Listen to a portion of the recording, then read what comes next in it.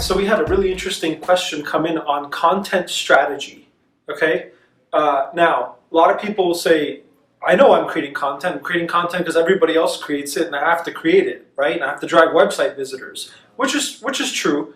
But, you know, when you're a smaller SaaS team, you may have a dedicated content person in-house. You may be having some resources, you know, externally create your content, right?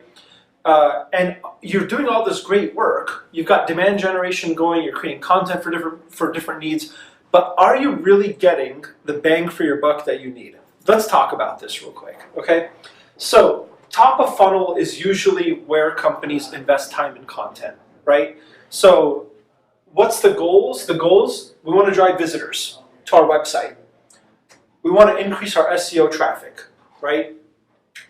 We want to drive leads as well, okay? And so where do those leads come from? Well, someone reads an article, they see us from, from Google, Bing, whatever, they come in, organic traffic, and then they see relevant content to what they're reading, and they sign up for it. Then they become leads, right? So content, gated content, we have templates that you can build and share, subscribe to our blog, right? That's how to get people to become leads as well. And then an upcoming webinar or event on certain topics for certain personas, right? That's usually what people do. And also building brand and authority is really important, right? When you're disrupting a space in SaaS, you really want to be positioning yourself well and really delivering on that brand and authority and showing yourself as that leader in the space, right? From your executives to your bigger brands to everything, okay? So here's what happens, right? We see this constantly, okay? A company's written 50 articles, right? That's great, okay? They may have done it over a year, they may have done it in a shorter period of time. If they're doing one a week, they probably did it in some matter of, a year or so, right? So 1 to 2 of these articles will do really well, right?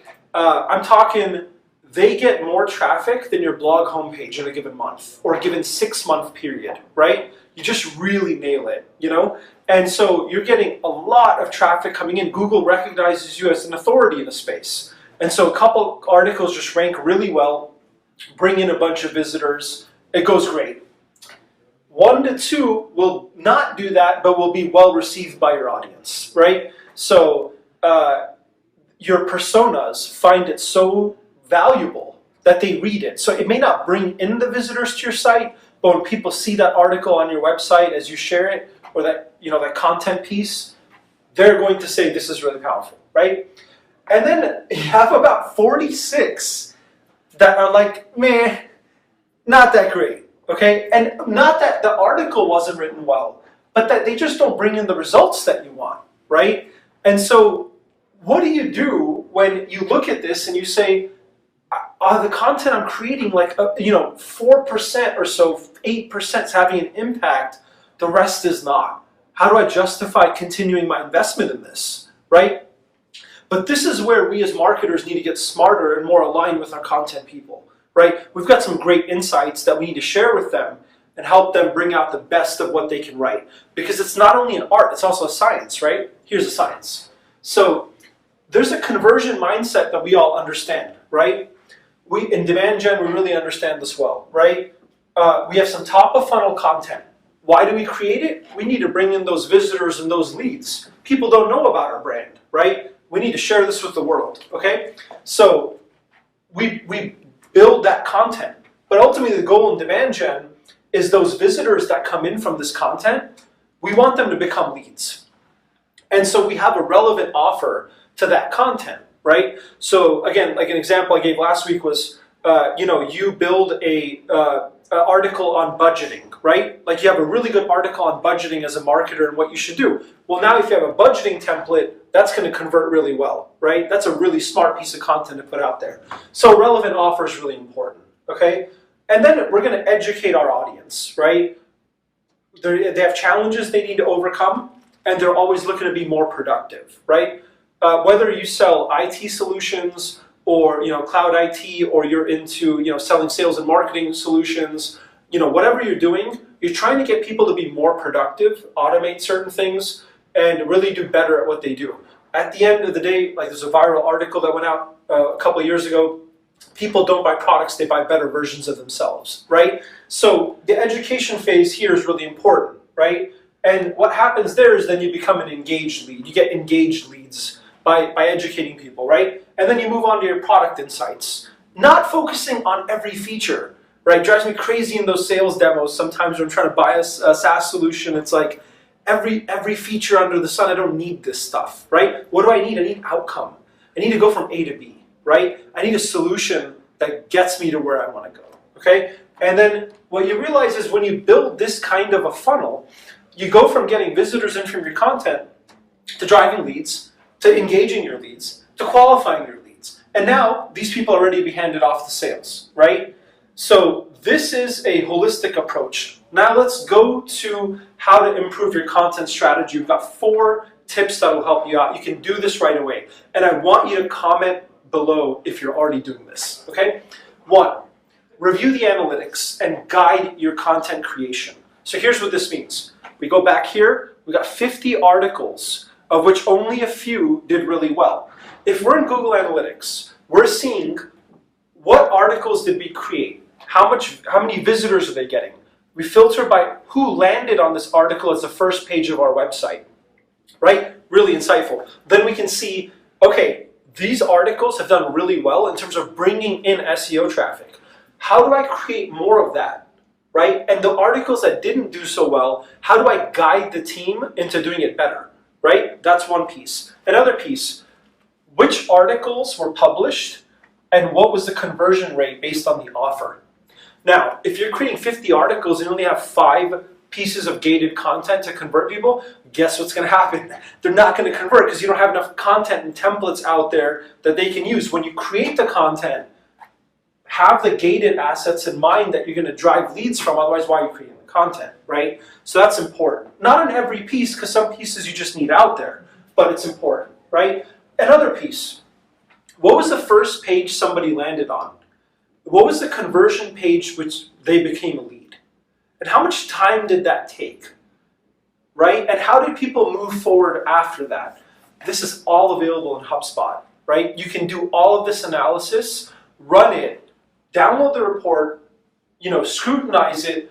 Now you have Google Analytics data, your SEO data, your HubSpot data, and your conversion rate information. Now you can go back to your content creators and have a monthly meeting and say, look, this is what's working really well, and these are the things that we think that you need to amplify because you're doing such a great job at it, right? And then here's our advice for some of the other pieces that you're publishing, right? Now what happens is you're aligning content with demand gen, right? Because in demand gen, okay, let's think about this. Think about the companies that do demand gen really well. Drift may come to mind, HubSpot may come to mind, Demandbase may come to mind, a bunch of these different companies may come to mind. Tell me a company that doesn't do content really well. Usually, demand gen and high quality content go hand in hand, right? So if you can align as demand gen people, if you can align with your content folks, really understand what's driving results and help them bring that out in the content they create, they're going to be better for it. You're all going to be better for it, right? 3, some people may look away here, but keep watching, okay? Impact the full funnel. You really can't stop at the top of funnel. You really, like I said earlier, right? You need to drive leads and you need to have content that does more than just bring in top of funnel leads, right?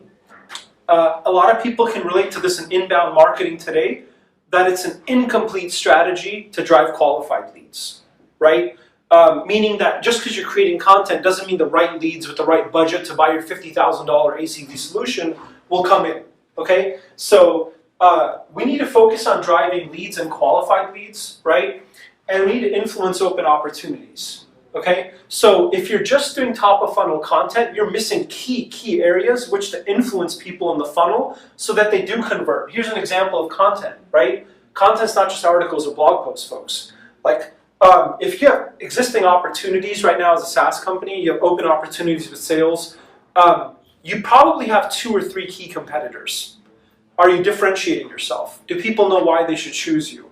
What kind of content are you writing there? How are you doing that? We've done some of this. We've seen it work really well. You just can't ignore it. It's super important, right? If people are switching from one solution to another, right? Why should they switch? What's the benefits of it? What are they missing out on every day by not doing it? You really need to highlight this so your people understand it. And so that's where the most bang for the buck comes in terms of content, right? It's people are already interested in your product, okay? And then 4, new content needs, new content types for different purposes, right? How many salespeople get after their marketers and say, what content can I give this person from this vertical? Oh, we don't really have any product-specific content for this vertical yet, right? I mean, it's amazing. Some of the persona pages that you create and put on your website, that's actually where people make the decision. I don't care the 50 things your SaaS tool can do. I care about how a demand gen marketer can use this tool to get further in their career, right? And further with their company and their needs, right? So sales content, influencing opportunities, driving the right personas from the right verticals and speaking to them, really important, right? Account-based marketing. This is where people are definitely going to look away here because nobody really seems to have the right account-based marketing content, right? Because we haven't gotten that far yet. We haven't prioritized it enough yet. We don't really know what that approach is, right? But when demand gen and content align, that's when good things happen, right? So account-based marketing content, again, it's an important need. If you're going after the enterprise, right, you really need to have that type of content. Well, I mean, come back here. You got 50 articles, not one's on the enterprise. Of course your salespeople are going to be upset. Rightfully so, right? Let's get on it. Let's make it better. And then video, right? The people that embraced video first, okay, built a real following, right? And being in front of this camera highlights a certain expertise, right? An author walks into a room, they're not a celebrity to most people. Celebrity walks in, it's just different. They're on the they're behind the camera, right? I don't think I'm a celebrity yet, but maybe I'll get there. So, but really, this is an important step. You need to go beyond blog posts and articles, and if you're targeting executives, they're not going to read all of that 2,000-word article that ranks, right? So that's not where to find those qualified leads, but putting on videos, and personalizing them, and sending them out to that network is, right? So get smarter about the content you create. Figure out what are the things that are doing well. How can I guide my content? People do more of that, and how can I take this 30 articles, sorry, 50. Make it 30, make it 20. Drive the same results out of it, just eliminate the stuff that's not working. Focus all those hundreds of hours into content that's full funnel, that influences people when they're making a decision. And at the end of the day, if we come back to where we started here, we talked about driving visitors, driving leads, building brand and authority, right? And the other 2 takeaways are helping with closing pipeline, okay? And even before that, helping qualify leads so they're sales ready. So who's doing this well, right? Think about it. Like, are you guys doing this well? Content creators, are you getting the feedback that you need? Demand gen folks, do you feel like you really have this dialed in? Comment below. I want to hear from you and see what's working well, right? Thank you.